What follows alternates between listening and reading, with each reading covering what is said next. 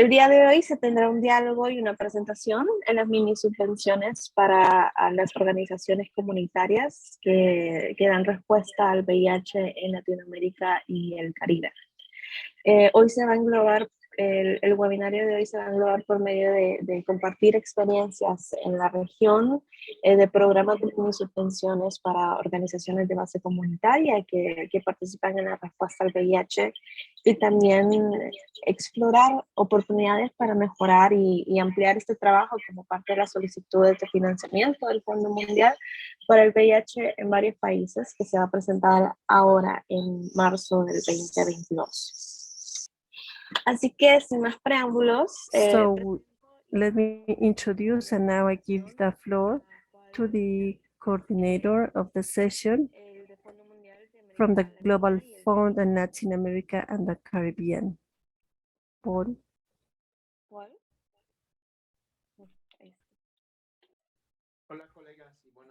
Hello, good morning, good evening, everyone.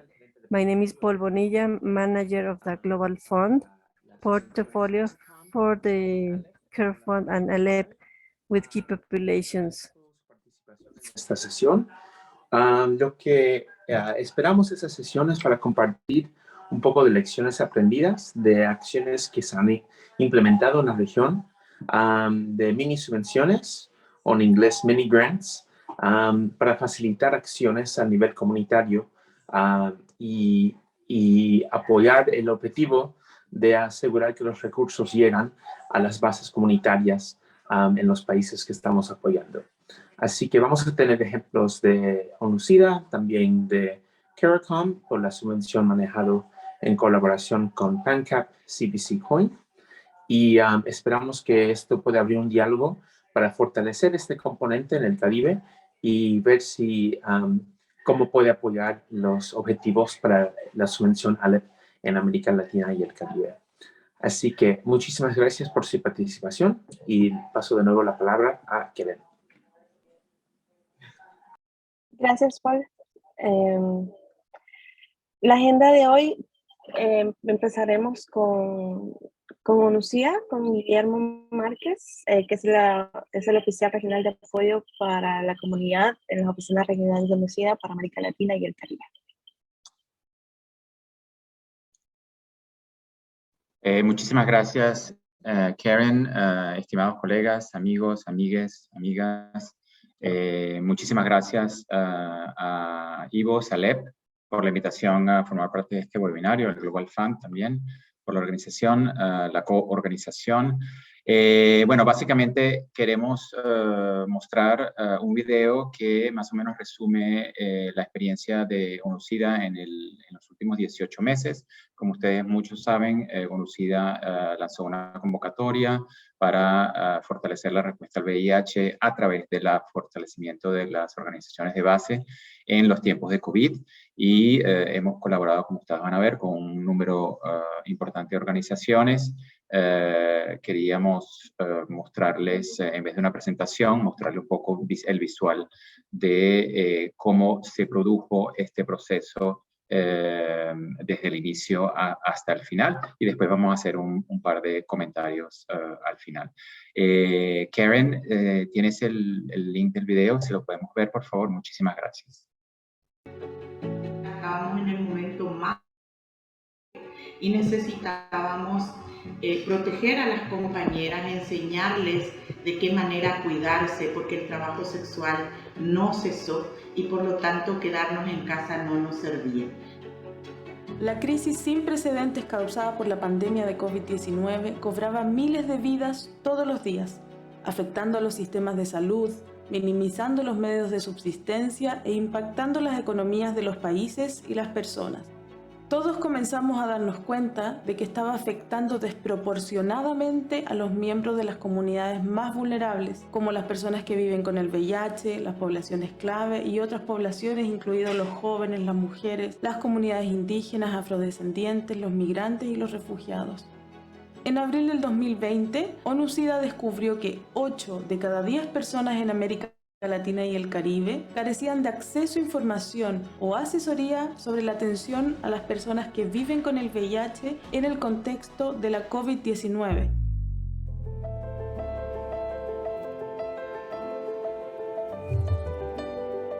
La mayor cantidad de población LGBTI que convive con el VIH tenía grandes incertidumbres alrededor de lo que implica convivir con el VIH y la COVID-19. Es una población muy vulnerable donde no llega la información adecuada.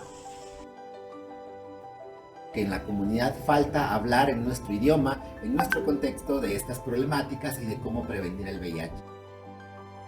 Se han visibilizado aún más las brechas sociales existentes hacia las poblaciones clave. De la alimentación para las mujeres y sobre todo los productos de limpieza, que acá en Uruguay son súper caros realmente, inaccesibles para las mujeres socioeconómicamente vulnerables. Más del 70% de los que respondieron a las encuestas en línea de ONU-SIDA en abril del 2020, incluidos por supuesto los migrantes, tenían tratamiento antirretroviral solo para 2 meses, mientras que casi todos los servicios de VIH estaban cerrados debido a las restricciones de la pandemia. Un problema fuerte en el acceso a los servicios y a los medicamentos de las personas que viven con VIH en una zona de nuestro territorio. La pandemia del COVID limitó el acceso a la prevención y los tratamientos de las poblaciones clave en Chile. Se ha visibilizado maltrato, discriminación y falta de acceso a servicios de salud y a justicia entre las personas de la población de la diversidad sexual, personas que viven con VIH y personas que ejercen trabajo sexual. Sobre la base de nuestra experiencia en la respuesta al SIDA, sabíamos que las intervenciones lideradas y dirigidas por la comunidad serían clave para responder eficazmente a los desafíos de salud y las crisis humanitarias.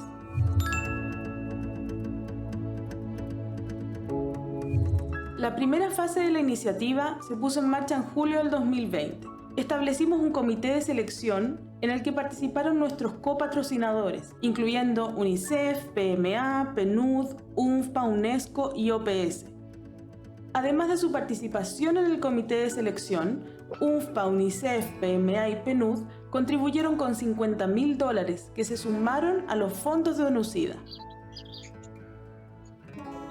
Esto permitió a la iniciativa financiar los 31 proyectos de la primera fase, de las más de 100 propuestas que cumplían con los criterios mínimos de selección. Estos microproyectos tenían cada uno un presupuesto de $5.000 que se implementaron desde septiembre del 2020 hasta abril del 2021. Dados los positivos resultados de la fase 1 y las continuas necesidades de las comunidades debido a la pandemia de COVID-19, ONU-SIDA movilizó fondos adicionales de $150.000 que permitieron ofrecer esos fondos catalíticos a 30 organizaciones comunitarias más, en lo que se convirtió en la fase 2 de la iniciativa. En total, se ejecutaron 61 proyectos dirigidos por las comunidades en 19 países de la región.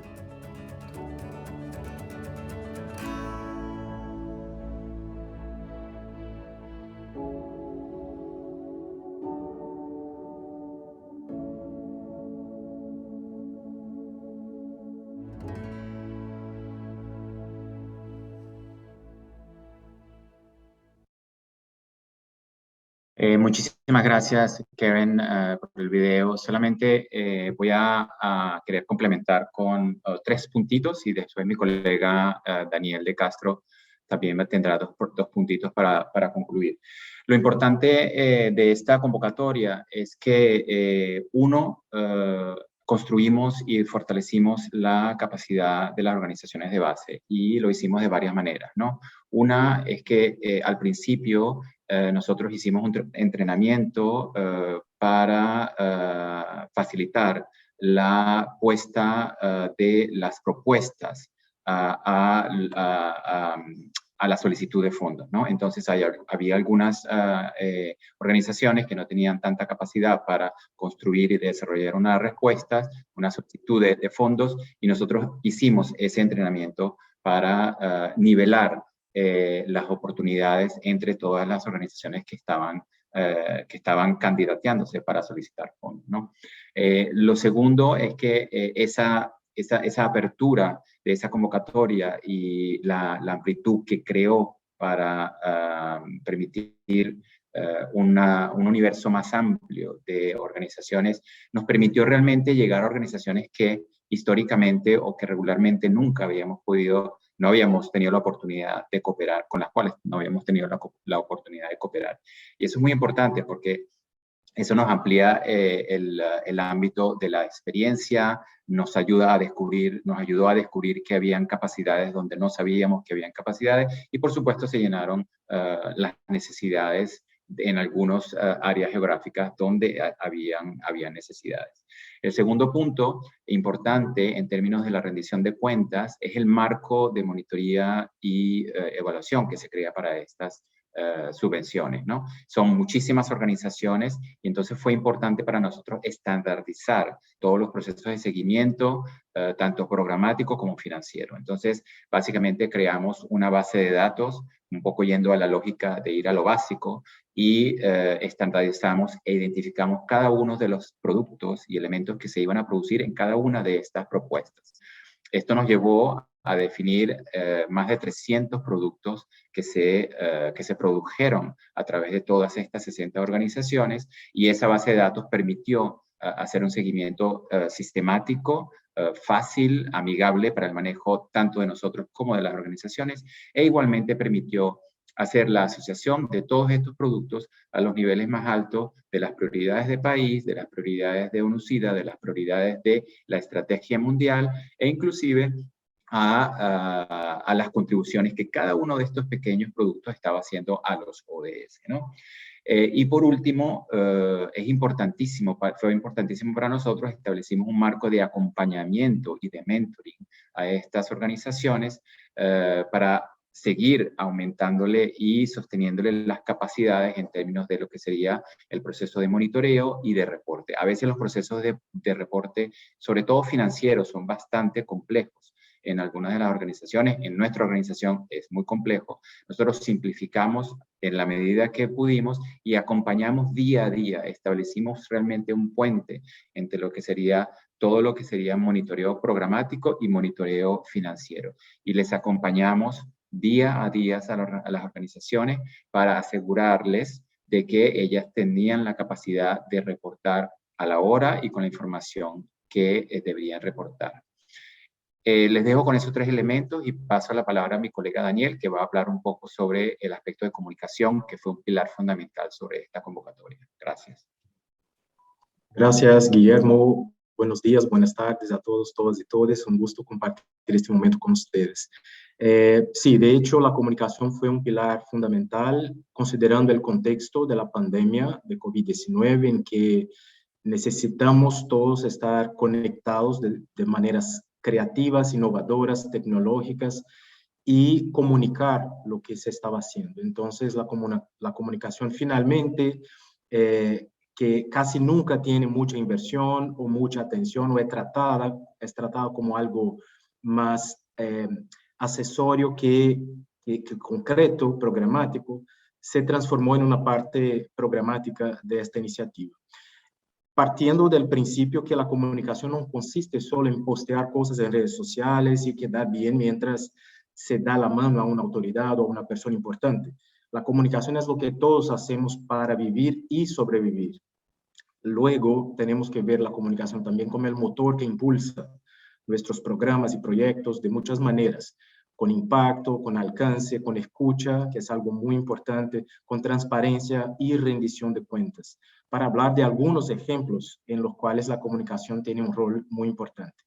Y lo que es más importante, la comunicación es clave para facilitar y fortalecer el diálogo con y entre las comunidades, al tiempo que se coopera con ellas. En nuestra experiencia con la plataforma Soy Clave, al estandarizar los procesos, entre ellos de recopilación y difusión de información, forjamos una red de comunicación compuesta por las comunidades. Esa red ahora representa un enorme potencial en términos de gestión e intercambios de conocimientos. A lo largo de este proceso nos hemos planteado muchas preguntas. Una de ellas era cómo mantenemos a estas comunidades comprometidas y capacitadas para influir en sus comunidades y territorios. Cómo movilizamos a otras comunidades para que se unan a estos esfuerzos, compartan sus conocimientos y experiencias involucren a los donantes y creen oportunidades de promoción de lo que están haciendo. A través de la iniciativa Soy Clave, de las comunidades para las comunidades, ONU-SIDA pretende crear una plataforma que reúna al menos algunas capas principales. Una, comunicación para seguir alzando las voces de las comunidades de América Latina y el Caribe, colaborando con sus esfuerzos para llegar a más y más personas a través de poderosas narraciones y materiales audiovisuales convincentes, creativos e innovadores. Es lo que hacemos todos los días. Hoy, como nos comunicamos todo el tiempo por WhatsApp, por redes sociales, entonces es darle a este elemento, a este pilar, lo que se necesita para comunicar sobre los proyectos. Dos, el intercambio de conocimientos para aprovechar la experiencia práctica real, las lecciones aprendidas, la innovación social y sobre todo la experiencia de colaboración. El pilar 3 es la conexión de las comunidades con los donantes y las oportunidades de financiación para fomentar esta respuesta proactiva a las necesidades de las comunidades, mejorando también el diálogo con los socios clave y los socios potenciales. Y por último, 4, conexión de las comunidades con los gobiernos de sus territorios para potenciar la contratación social, por ejemplo, en la respuesta al VIH, a las desigualdades y a las pandemias. Y a través de resultados concretos y experiencias impactantes, colaborar con las estrategias de promoción e incidencia lideradas por las comunidades, incluyendo puntos como protección social, la defensa de derechos humanos, acceso a servicios de salud, entre otros. O sea, la comunicación en la visión de esta plataforma y la experiencia que hemos tenido en estos 18 meses, tiene que ser un pilar fundamental para todo este proceso. Y así, estas son algunas de las lecciones aprendidas que compartimos con ustedes ahora. Guillermo. Gracias equipo de ONU-SIDA Latina por compartir también la importancia de la comunicación en estas subvenciones. Ahora le doy el espacio al Sir Ayman Cruikshank, que es el director ejecutivo de CBC, para que nos hable un poco de las experiencias de la subvención multipaís de CARICOM PANCAP Citizen Point. Buenos días, mi nombre es Dion Thompson, estoy representando a CBC, a la Coalición de Comunidades Vulnerables del Caribe, y les voy a hablar acerca de la gestión de las subvenciones para seleccionar a todas las que recibieron las subvenciones. El proceso de las subvenciones de CBC, por lo general, es un ciclo que recibimos fondos de los donadores y todos nuestros fondos se van a las entidades de base comunitaria y se hace una revisión, se da una entrega de la subvención, así que los estaré guiando a través de cada uno de estos pasos para que entiendan el proceso de selección del CBC. En la fase previa de esta selección, CBC dará una invitación o un anuncio de los fondos para recibir, de la oportunidad para recibir estos fondos, y esto es a través del Fondo Mundial. Estas actividades previas a la entrega de la subvención incluye la gestión de los diferentes principios guía de la subvención, la aplicación y la evaluación, y esto involucra la preparación de la solicitud de propuestas o la RFP para que se envíe y se entregue y se mande a la evaluación, las recomendaciones, la asistencia técnica y la construcción de habilidades, así como la selección de los solicitantes exitosos. Este proceso de RFP está desarrollado y publicado por el equipo técnico y se publica en el sitio web de CBC y se distribuye a través de la lista para asegurar así una información completa. El RFP se desarrolla con base en los principios de CBC y con base en el plan de trabajo aprobado y en el presupuesto. Así que cualquiera que sea ese plan que se haya aprobado, ese es a través del cual se va a trabajar de esas subvenciones. En algunos casos, se recibe información de los expertos. Entonces, lo que Dion estaba comentando en la presentación,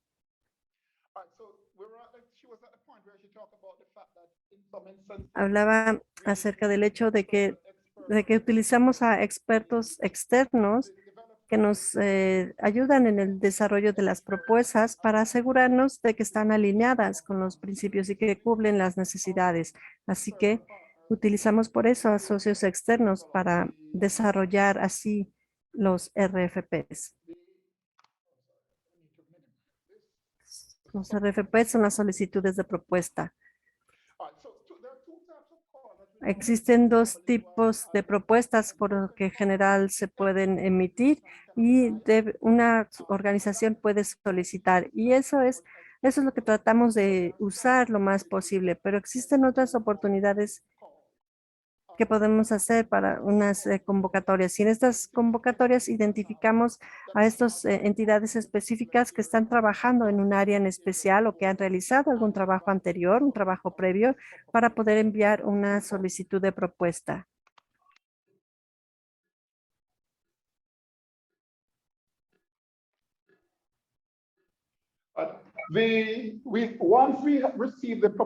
Una vez que recibimos las propuestas, entonces la llevamos al proceso de evaluación y esa evaluación tiene varias fases. Si la propuesta es buena, entonces la pasamos directamente a la fase de evaluación. Pero lo que hemos visto es que muchas veces las propuestas requieren de cierto apoyo técnico y entonces regresaremos con con ciertas recomendaciones y trabajaremos con ellos para poder refinar esas propuestas para que puedan cumplir entonces así con el estándar que se requiere en la solicitud de propuestas. Y anteriormente creo que se ha escuchado esto, que existe esa necesidad de comunicación con las organizaciones y pensamos que este es un tema en particular bastante significativo con las organizaciones pequeñas, donde tienen esa capacidad pequeña que necesitan ese apoyo, necesitan bastante apoyo técnico y eso requiere de muchísima comunicación de ida y vuelta para asegurar que se desarrolla entonces así una solicitud de propuesta robusta.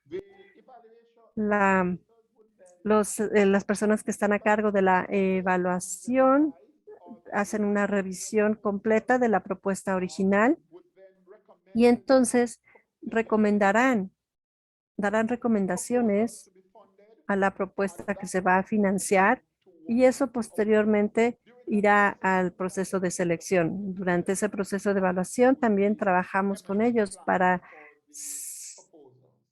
realizar los mejores planes a las propuestas. Una vez que se consideran elegibles las propuestas, tenemos ciertos estándares también para considerarlos elegibles, de qué es lo que se puede asignar en cuanto a salarios, en cuanto a gastos generales y qué se puede asignar a las actividades. Y eso es dirigido por las subvenciones originales que recibimos.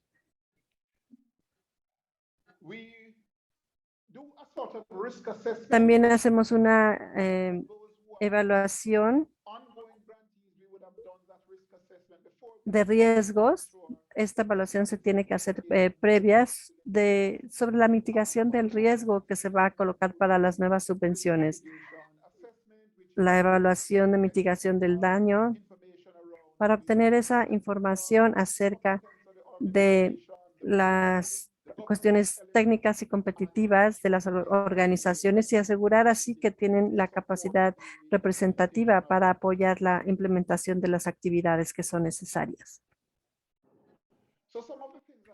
Así que bueno, lo que ven aquí, algunas de las subvenciones es el registro de la organización, donde obtenemos información bancaria, el consejo directivo y las personas que firmarán en la cuenta. Esos son los datos que se registran. Una vez que ya se ha completado este proceso, entonces pasamos a la siguiente fase que se ve apoyado en la implementación de la subvención misma. Así que Se hace un monitoreo regular de la implementación de la subvención, donde se ofrece asistencia técnica a lo largo de la implementación y se pueden hacer ajustes conforme sea necesario y apoyarlos con la construcción, con actividades de construcción de habilidades.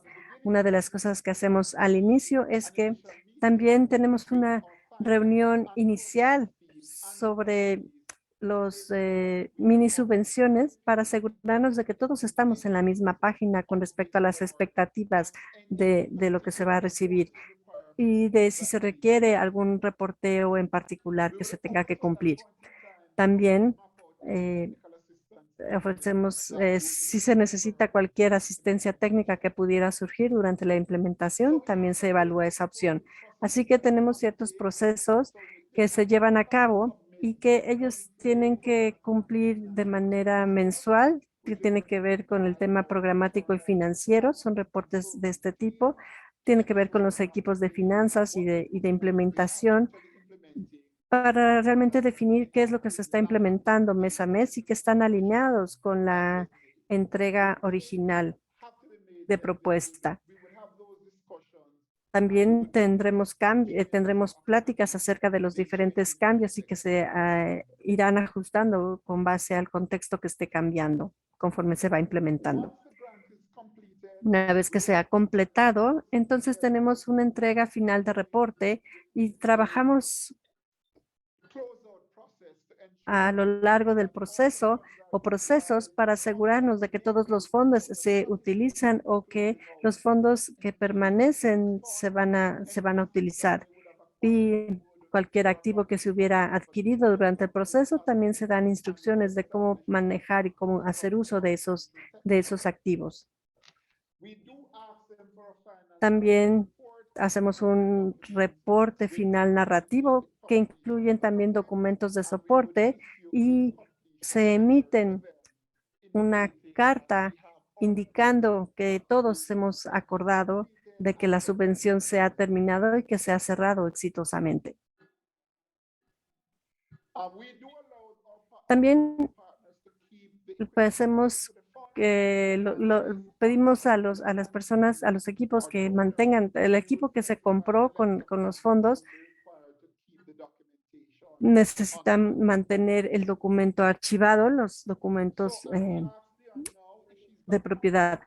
Así que vamos a compartir también algunos de los éxitos que hemos tenido y de las lecciones aprendidas en términos de todos estos procesos de la subvención.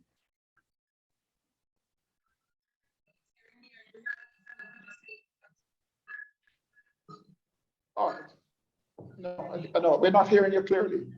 Parece que no, Dayan no se escucha claramente. Iván le pregunta a Deon si está ahí conectada, pero no se escucha bien. Bueno, básicamente entonces lo que hemos implementado estas mini subvenciones a través de la operación de CBC desde el 2009 y exitosamente hemos implementado varias mini subvenciones en términos de los diferentes proyectos.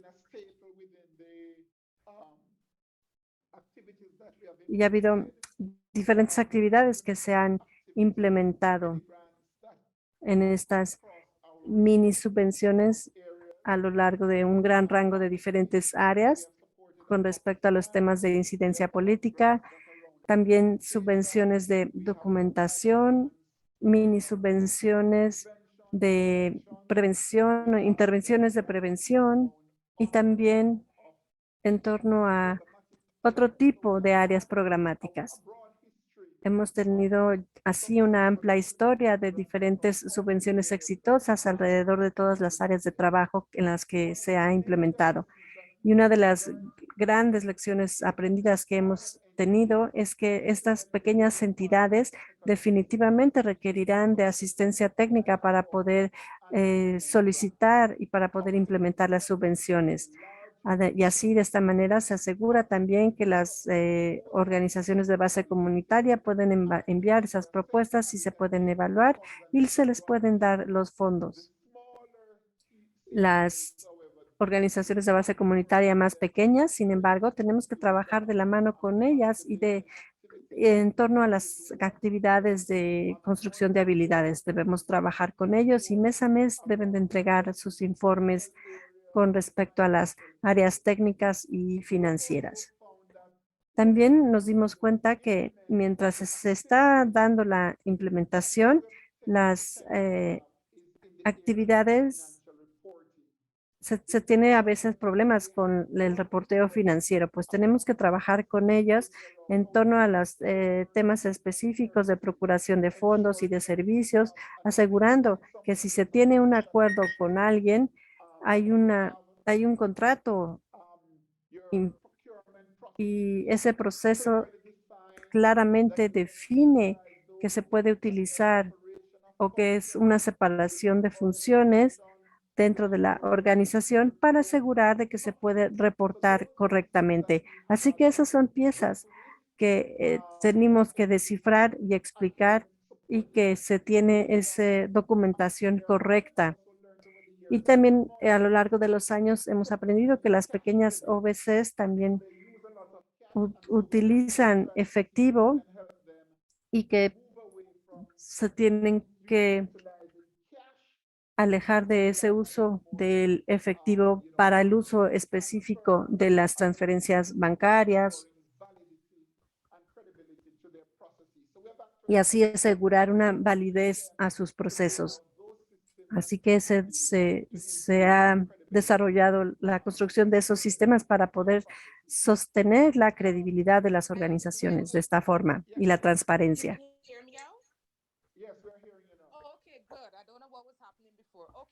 Ahora sí, ya le escuchamos mejor. Sí quisiera comentar con respecto a lo que acabas de mencionar. Pues además de eso, hablar con tanto con el equipo como la oficina de las subvenciones, lo que nos dimos cuenta es que una vez que termina el fondo, la subvención del CBC, básicamente el trabajo también termina, así que tienen que saber y empezar nuevamente.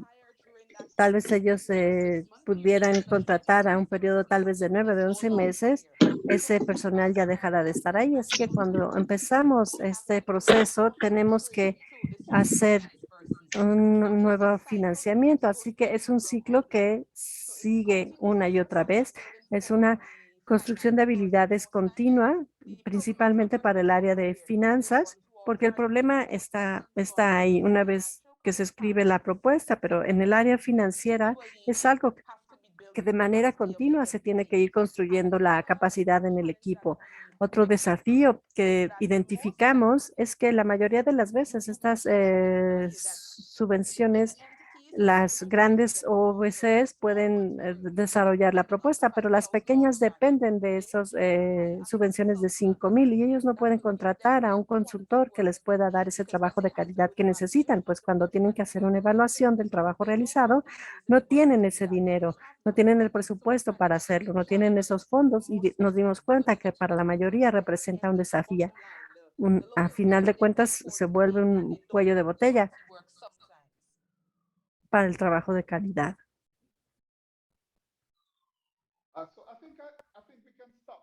Creo que con esto podemos terminar y ver para que se dieran cuenta de la perspectiva de las subvenciones. Le voy a pasar la palabra a la señora Ingrid Breton de Fundación Grupo Paloma, que va a compartir su Grupo Paloma en la Romana, que va a compartir su testimonio de cómo recibieron las subvenciones a organizaciones comunitarias, la subvención apoyada por COIN. Sí. Bien, aquí estamos. Mi nombre es Ingrid Breton, como dijo la compañera, buenos días a todos. Para mí es un placer compartir la experiencia de la Fundación Paloma con este gran apoyo que nos han dado en esta iniciativa, que para nosotros es un proyecto piloto y muy importante. ¿Por qué se llama Paloma 2? Porque al final le voy a contar por qué se llama Paloma 2. Nosotros recibimos el apoyo a través de COIN con los organismos internacionales CARICOM, CBC y PANCA para esta propuesta. Y está establecida en la región este de República Dominicana, en La Romana.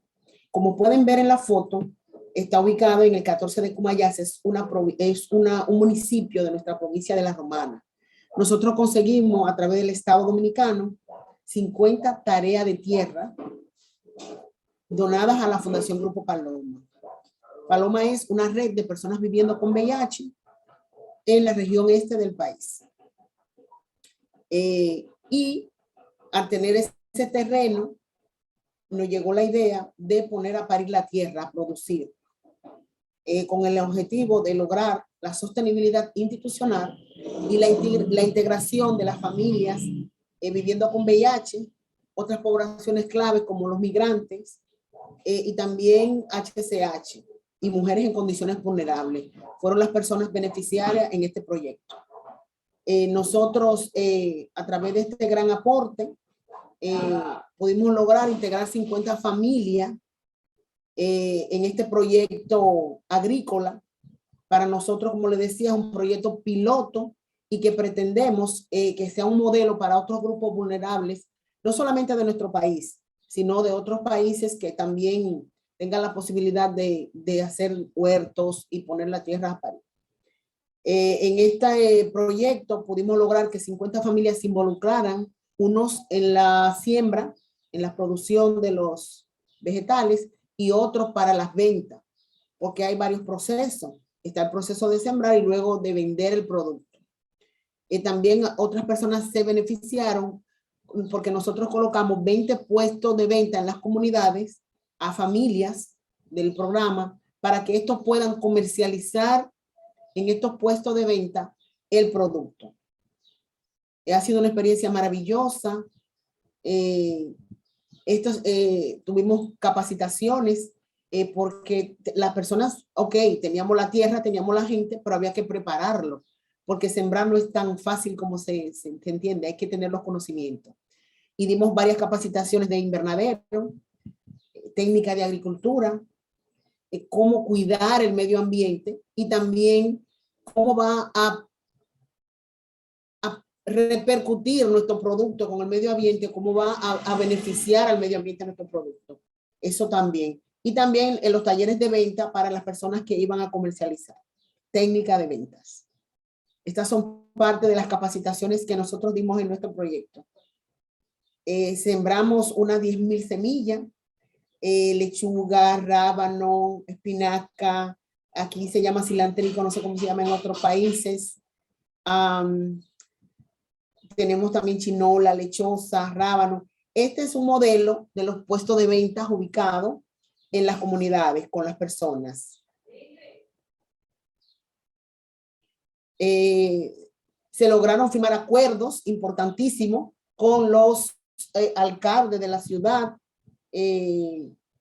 Esta provincia tiene municipios y la provincia y distrito. En los distritos tenemos directores, alcaldes, y firmamos en cada uno de ellos un acuerdo con el alcalde de Caleta, que es una comunidad de La Romana, con el de Villahermosa y con el de la ciudad, de la provincia de la ciudad. Acuerdo de colaboración para que este proyecto se pueda realizar.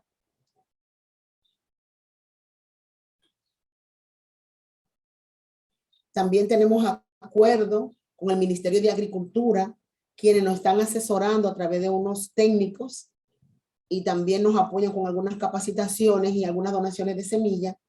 Y el Programa Mundial de Alimentos también nos ha apoyado con partes técnicas y con algunos insumos y equipos que necesitábamos para poder comenzar a producir. Por ejemplo, un transformador para llevar la energía eléctrica hasta el proyecto y un pozo de agua para generar el reguío de las plantas. Este aporte fue por el PMA. Nosotros tenemos muchos desafíos. Hemos tenido, como el cambio climático. Eso es algo que a nosotros nos afecta mucho porque son siembras. En la temporada ciclónica hay una situación, hay un riesgo, hay un desafío. Hay que cambiar estrategia, hay que mirar cómo se va a hacer el nuevo proceso. También cuando hay una sequía, es un desafío. Hay muchos desafíos importantes, no solamente lo que he plasmado aquí en la presentación. queremos desarrollar acuerdos con las universidades para que ellos puedan apoyar con sus técnicos en estos proyectos de desarrollo social de instituciones como nosotros, que ellos se integren, que sean parte de eso. Queremos inyectar la tecnología en los procesos agrícolas. Eso es parte de los desafíos para mejorar la calidad del producto y generar mayor valor también. Tenemos acceso limitado, tenemos un pozo de agua, pero nos faltan unas bombas y nos faltan unos insumos importantes para seguir gestionando y resolviendo.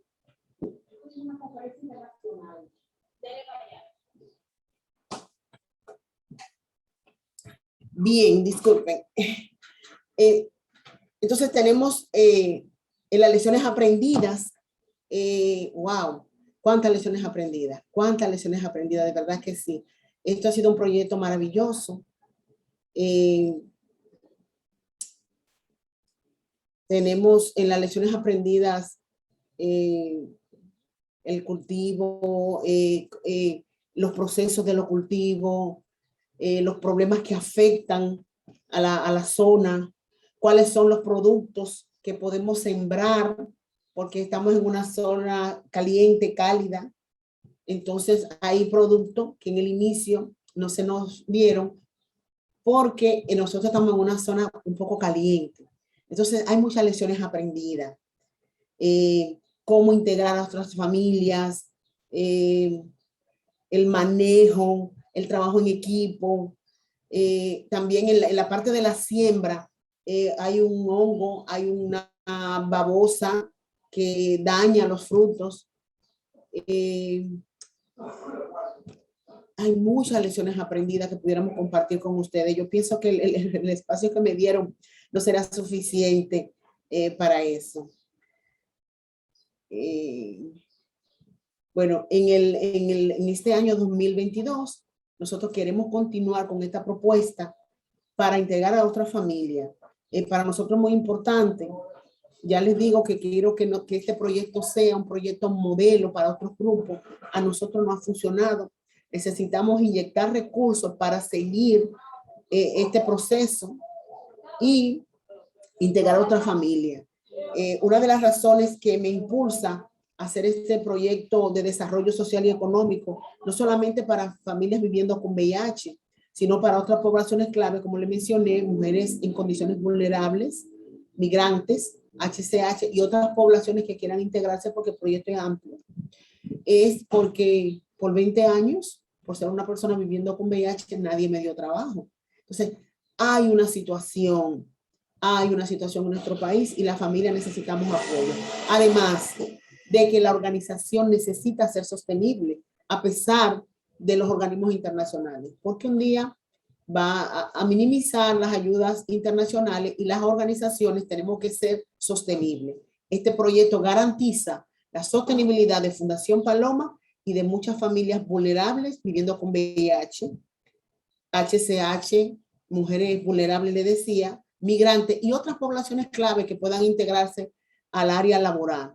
Y en un futuro nosotros pretendemos exportar nuestro producto a los países de ustedes.